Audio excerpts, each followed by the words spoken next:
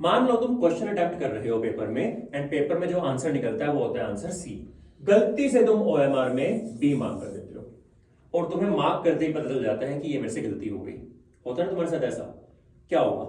अब एकदम से तुम पैनिक कर जाओगे कि गए मेरे 5 नंबर, -5 लगा और बहुत ज्यादा डिफरेंस आ जाएगा रिजल्ट में।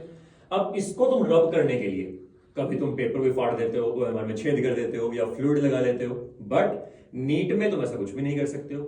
ना वहां पे तुम्हारे पास फ्लूइड होगी, ना इरेजर होगी, ना वहां पे ओएमआर को तुम फाड़ सकते हो। एंड इमेजिन करो नीट में अगर तुमसे गलती हो जाए एंड तुम्हारे 5 नंबर नेगेटिव हो गए और तुम्हारे दिमाग में वही चीज घूमे जा रही है। एंड ऐसा मेरे एक स्टूडेंट के साथ हुआ, उसके 691 स्कोर बन रहा था लेकिन जूलॉजी में एक क्वेश्चन गलत हुआ। उसकी वजह से उस पैनिक में, उस प्रेशर में उसने आगे 40 नंबर का पेपर और गलत कर दिया। जहां उसे दिल्ली का कॉलेज मिलना था उसे एक नॉर्मल सा स्टेट का कॉलेज मिला। और ये चीज से बचने का एक बिल्कुल ही इजी तरीका बताता हूं जिसको हम बोलते हैं डॉट मेथड। तो आज से तुमने क्या करना है, जब भी तुम पेपर दे रहे हो, जो भी तुम्हारा आंसर निकला है, तुमने उस आंसर को ओएमआर पर साथ के साथ मार्क नहीं करना है। मान लो आंसर निकलता है ऑप्शन नंबर बी, तो बी पर तुम एक छोटी सी डॉट लगा दो। फिर सेकंड का आंसर निकलता है maybe option number C, C पर भी तुम एक छोटी सी डॉट लगा दो, so on and so forth. पूरे पेपर में तुम ओएमआर में डॉट्स लगाते हुए चलो। अब दो ही केस सिनेरियो हैं, या तो तुम्हारे पास एम्पल टाइम बचेगा या टाइम बहुत ही कम बचा हुआ है।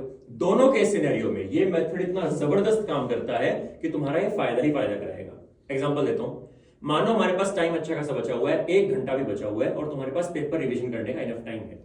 तुमने पेपर रिवाइज करना स्टार्ट किया, पता चला कि जो फर्स्ट क्वेश्चन है उसका आंसर बी की जगह सी होगा। कोई दिक्कत नहीं है, डॉट्स काउंट नहीं होती है। तुम बी की जगह सी फिल कर दो, तुम्हारा सी ही मार्क होगा और वो आंसर सही हो जाएगा। तो समझो कितना बड़ा एक मेंटल जो प्रेशर है वो हट गया कि जो 5 नंबर गलत होने थे उसकी जगह अब तुम्हें +4 मिलेगा।